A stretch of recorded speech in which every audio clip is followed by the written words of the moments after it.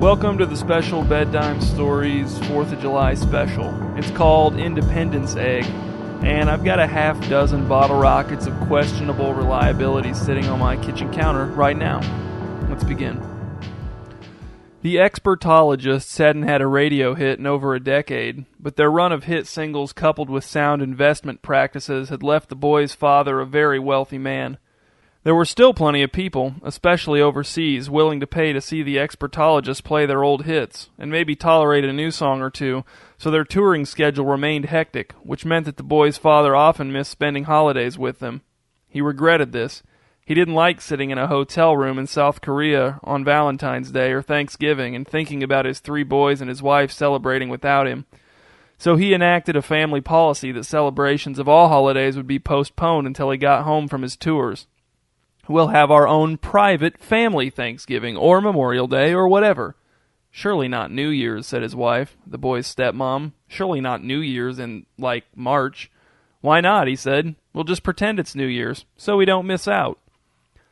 Late in the morning on the 4th of July, upon awakening to the sound of the kids next door throwing firecrackers at each other's feet out on the front sidewalk, the boys were hurried through an Easter breakfast of eggs and jelly beans and hustled into the huge walled-in backyard. Boys, said their father, there are 3 dozen eggs hidden somewhere in the backyard. Though they appear to be real eggs, they are actually very expensive fakes. Very expensive, hollow fakes. He arched his eyebrows roguishly. Inside each egg you will find a cash prize. Some of them have pennies, dimes, quarters. Some of them have ones, some of them have 5s, 10s, and one of them, only one, has a $100 bill inside of it.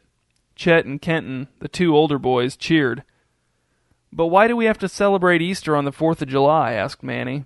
He was the youngest, 11 and skinny, wearing one of the many expertologists' T-shirt from the attic and a buckskin jacket despite the summer heat.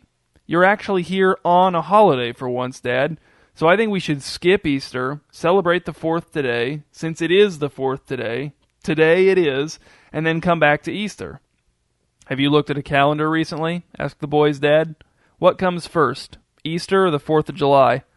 Next door, out of sight on the other side of the wall, a string of explosions made someone shriek. It sounded so fun. The boys had been searching for eggs for 10 minutes when they realized their dad and stepmom had slipped away.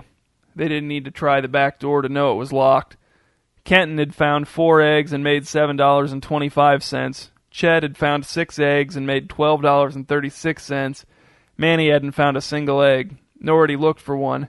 As soon as he noticed the adults were gone, he shimmied up a tree near the wall, hopped down into the neighbor's yard, and ran down the street to buy fireworks with his own money from the tent erected in the grocery store parking lot.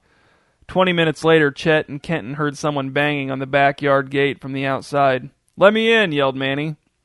"Why didn't you just use the gate when you left?" asked Chet as Manny came into the yard with an armload of fireworks. "What are you doing with those fireworks?" asked Kenton. "Buying them now so we'll have them on hand when we celebrate the 4th of July as a family?" "Nope," said Manny, and he walked over to the base of the giant oak that contained the treehouse. He loaded the fireworks into a basket that was connected to the treehouse by a rope that ran through a pulley. Then he climbed up the ladder, pulled the fireworks up behind him, and disappeared from view while his older brothers watched. "We're supposed to be celebrating Easter," called Kenton. "As a family?" There was no response from Manny. "Come on, Kenton," said Chet. "If he doesn't look for eggs, that's more eggs for us, which means more money for us." "It's not about the money," said Kenton, turning away from the treehouse and following Chet. "It's about celebrating what we're supposed to be celebrating." A frantic whirring sound came from the treehouse, followed by a bang, then Manny's exaggerated laughter and applause. 10 minutes later, Chet and Kenton had found 3 more eggs apiece, and Manny had nearly exhausted his limited supply of fireworks.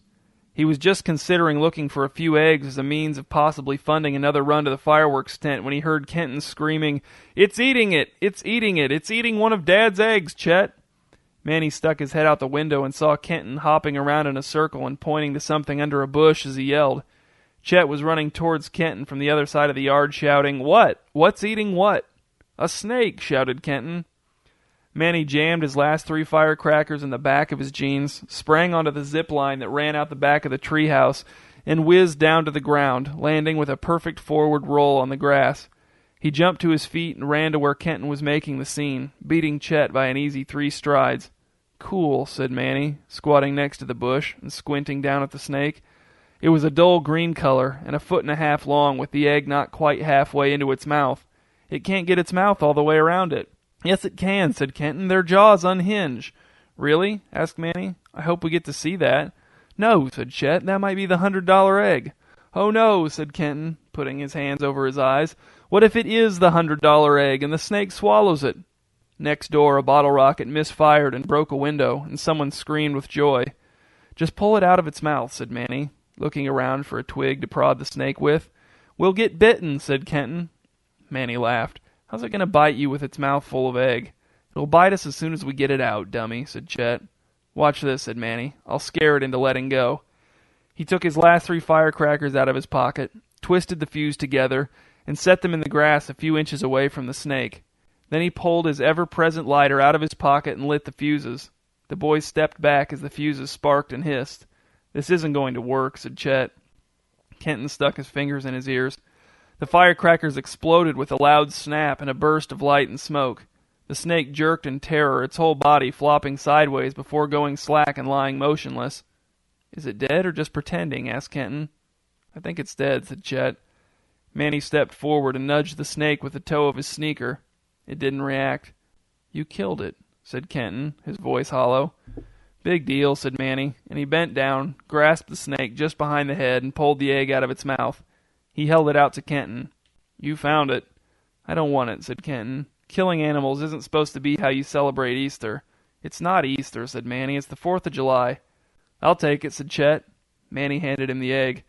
Chet took it in both hands and gave it a good twist.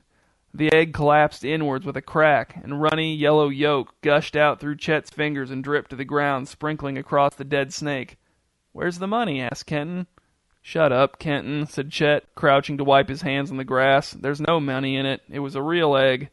You found it, Chet! The boys turned to see their dad grinning down at them from the back deck.